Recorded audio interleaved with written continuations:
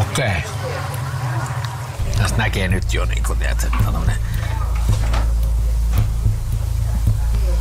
pahan olon generaattori, että tän kun vetäsee, niin räjähtää ensimmäinen semmonen saksalaistyyppinen finni selästä. Mistä tietää, että pizza on hyvä?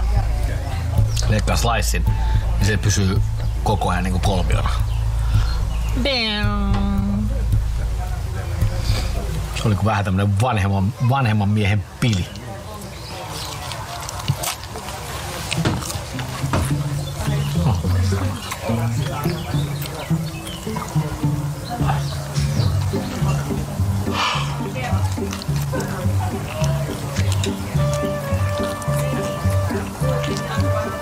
Rikollista kutsua pizzaksi tämmöstä.